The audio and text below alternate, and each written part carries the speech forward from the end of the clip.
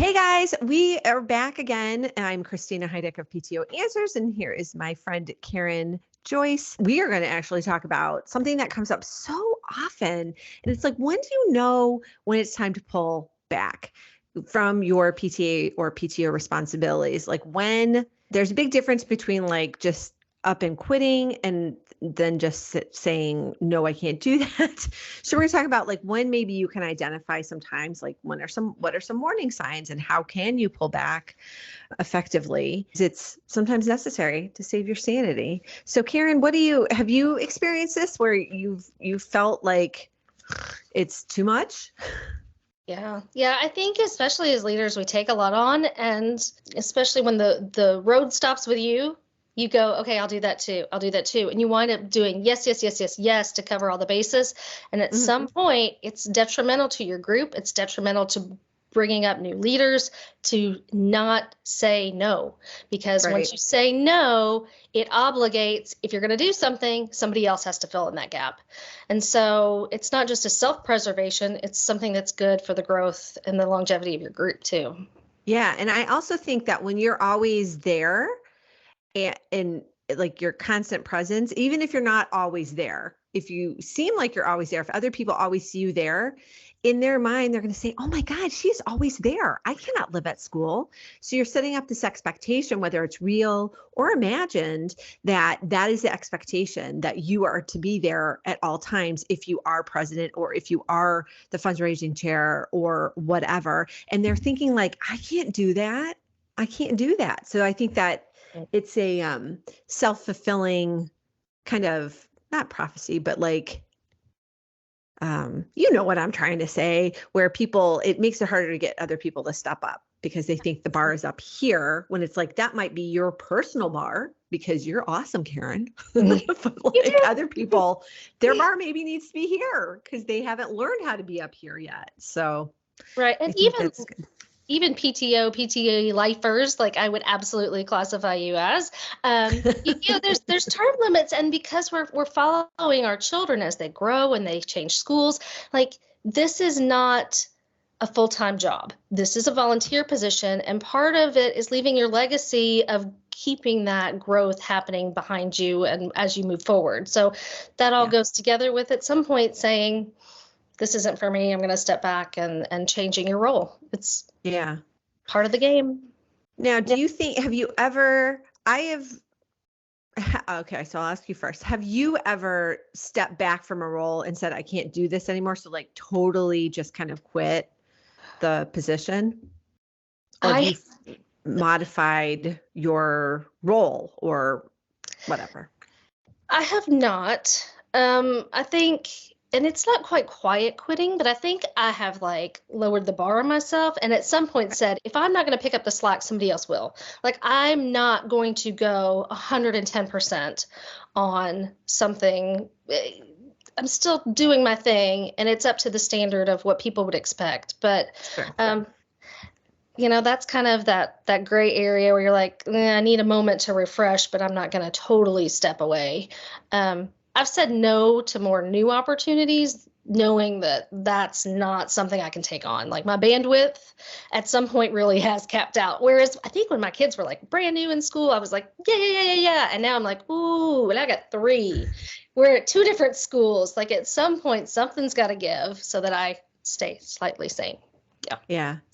I've never flat out quit anything either. And I think like you, I have reeled it in and just been like, okay, I need to readjust my priorities here because I am not happy. And so I don't know. I don't like when people just like quit because I think you committed to that. So you should finish out your term and find a way to get some help. Like there has to be something you can delegate. There has to be a way to bring in a helper to train. And I think I would personally feel like I was letting my group down, leaving them in a lurch if I would just straight up and quit.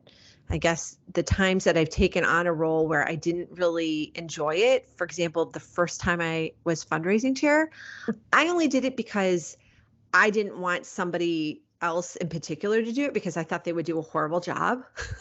And so I was like, they're going to muck this up.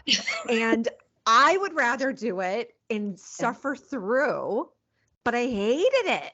Like it really sucked when I did it, but that was a long time ago now. So I survived, and I was fundraising chair since then. I was not happy about it, but yeah, I guess that's my take on it. I just don't like people who, if you made the commitment, I think you should kind of do it to the extent that you're able and get helpers and communicate. Because I feel a lot of people they just like to ghost, and I don't think that's cool at all. No, but I think that happens on a lot of PTA, PTO boards, is that because it's a volunteer position, a lot of people reach that limit and then they're like, you know what, this is not worth it. And then they leave. And so that's hard because then you've got to retrain people. You've got to change the board position. I mean, we had a treasurer that lasted not very long, and then that required all of our bank to change over, right? All the signatures and the minutes and getting all of that done again. So it is a responsibility, but you also have to realize as a leader that you don't have much other than personal connections, and to make sure that it is something that is worthwhile on a personal basis for them to stay involved in. And I think delegating is a huge part of that. Like, yes, you're in charge as a board member of programs. That does not mean you have to single-handedly run the carnival, right? And so making sure that people understand maybe they're a point person, but they don't have to carry the weight of an entire unit on their shoulders too. Yeah, that's a great point. So many people think that if you are fundraising chair, that means you're in charge of all of fundraising, or if you're membership chair, that you are responsible for recruiting every single person. It's like, no, my friend, you are the head of the committee. You need to get some peoples to help you with this. Yes. So that it's not great, because those are, can you imagine? Like, just, I don't know. I think that would be so much. I have a fantastic PTA BFF right now who is so stinking supportive, and she's really busy and she does a lot, and also is juggling some like health issues too in the mix, and she's always like texting me, what do you need, how can I help, what can I do? And I'm like, oh my gosh, you were like an angel. But I think it's the hesitancy for people to reach out and say, I need help, because they're assuming that other people can't handle it. But I wish people would reach out, because I bet sometimes just talking through it, like sometimes I'll call my mom and I'm like, oh, can you help me talk through this? And she'll just sit there and listen to me. And I was like, okay, well, I've already figured it out. And she goes, well, I didn't say anything. I go, yeah, but I just needed to know how to phrase it in the right way, Yeah. To express myself and figure out, okay, well, that sounds completely stupid, Christina. So that is not a good thing to continue on with. But yeah, I kind of thought some signs that maybe you're doing too much. And one is obviously that you're exhausted, and that you just feel like you're totally running ragged, and that maybe you look around at your house and it's a disaster. Because I know that's an easy thing to push off, because nobody likes housework anyway. You're like, it'll still be there, and or the laundry will just come back even if I get caught up on it, right? Yeah. And then the other thing was that I think if you have like I said before, if you have a hard time getting volunteers, that's a weird one to kind of indicate that you might be doing too much. So, yeah. Can you think of anything else that you wanted to add?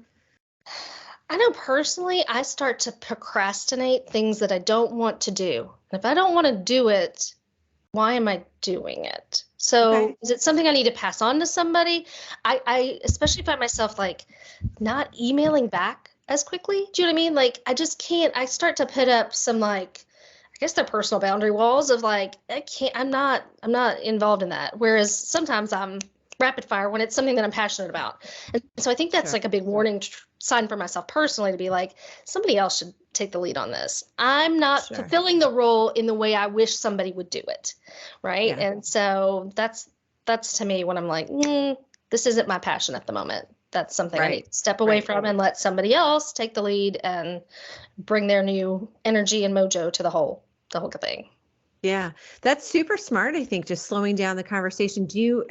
There are apps, if you use Gmail, that you can delay, like schedule the send for later, so you can slow the conversation down that way. Because I am one, if I have something on my brain that is not conflicty, but that feels slightly I'm uncomfortable with, I will think about it until the actual response is sent.